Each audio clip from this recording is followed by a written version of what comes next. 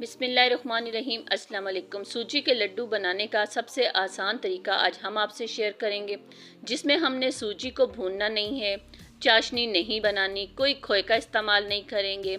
यहाँ हम बनाएंगे सूजी की रोटी और उसकी मदद से बनाए जाएंगे परफेक्ट तरीके से सूजी के लड्डू। बिस्मिल्लाहिर्रहमानिर्रहीम। यहाँ पर हम मेजरमेंट के हिसाब से 2 कप सूजी लेंगे, जिसे अच्छी तरह से 2 से 3 बार हमने छान लिया है। उसके बाद मेजरमेंट के हिसाब से हम 1 कप दूध का इस्तेमाल करेंगे। थोड़ा सा दूध बचा लेंगे, ताकि हो सकता है हमारा थोड़े से दूध से काम चल जाए, लेकिन नहीं, यहाँ पर हमने मेजरमेंट के हिसाब से पूरा 1 कप दूध इस्तेमाल किया और इसे अच्छी तरह से गूंदने के बाद 10 मिनट के लिए रेस्ट करने के लिए इसे रख दिया था। रेस्ट देने के बाद यहाँ पर आप देख सकते हैं सूजी का आटा कितना नरम और मुलायम हमारा रेडी हो चुका है।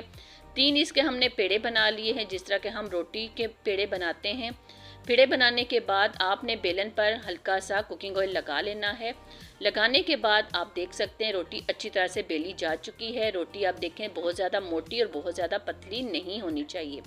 दूसरी साइड पर चूल्हे की फ्लेम को ऑन कर दिया है। हमने थोड़ा सा कुकिंग ऑयल इसके ऊपर लगा दिया है। अमूमन हम जो सूजी के लड्डू बनाते हैं उसमें बहुत ज़्यादा घी या कुकिंग ऑयल का इस्तेमाल करना पड़ता है, लेकिन यहाँ पर नहीं। देखिए, हाफ टेबल स्पून से भी कम हमने कुकिंग ऑयल का इस्तेमाल किया है। और जो सूजी की रोटी को हमने बेल कर एक पैन के अंदर डाला था, वो अच्छी तरह से दोनों साइड पर पक चुकी है। ये वाली साइड थोड़ी कच्ची है, इसे दोबारा पकाएंगे 1-1 मिनट तक। अच्छी तरह से पकाने के बाद हम इसे साइड पर कर लेंगे। लीजिए, यहाँ पर हमारी 3 रोटियाँ परफेक्ट तरीके से रेडी हो चुकी हैं। इनको ठंडा होने देंगे। जैसे ही यहाँ पर ठंडी हो जाएंगी, इन्हें मिक्सिंग जार लेंगे और उसके अंदर छोटे छोटे पीस करके डालेंगे और अच्छी तरह से ग्राइंड करने के बाद एक बड़े से बाउल के अंदर डाल लेंगे।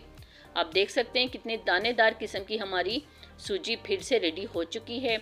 हाफ टेबल स्पून हमने कुकिंग ऑयल लिया है और उसके अंदर ड्राई फ्रूट्स हस्बे ज़रूरत जो भी आपको पसंद है इस्तेमाल कीजिए। इसके अंदर मैंने पिस्ता और बादाम का इस्तेमाल किया। साथ ही साथ मैंने यहाँ पर 1 कप फ्रेश चीनी को लेकर उसका हमने फाइनली पाउडर बना लिया है।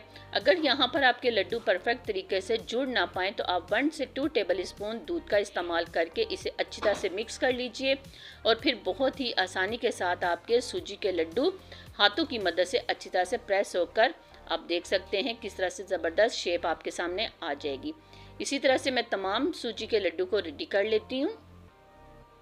यहाँ आप देख सकते हैं अल्हम्दुलिल्लाह से हमारे सूजी के परफेक्ट लड्डू रेडी हो चुके हैं, जिसमें हमने चीनी का इस्तेमाल ज़रूर किया है, लेकिन चाशनी का इस्तेमाल नहीं किया। चाशनी बहुत ही परफेक्ट तरीके से बनाई जाती है, लेकिन हमने यहाँ पर कोई भी चाशनी का इस्तेमाल नहीं किया। साथ ही साथ जो मेरे चैनल माँ के अनमोल खाने में नए आने वाले हैं, सब्सक्राइब, लाइक, कमेंट ज़रूर किया करें। बेल आइकन के बटन को क्लिक करना हरगिज़ मत भूला करें। बहुत ही नरम और मुलायम सूजी के लड्डू बनकर रेडी हो चुके हैं, जिसमें इतनी ज़्यादा मेहनत भी नहीं करनी पड़ेगी। अंदर से तोड़ के दिखाती हूँ, आप देख सकती हैं कितने नरम मुलायम हमारे सूजी के परफेक्ट लड्डू रेडी हो चुके हैं। आप ट्राई ज़रूर कीजिएगा और हमें अपनी दुआ में याद रखिएगा।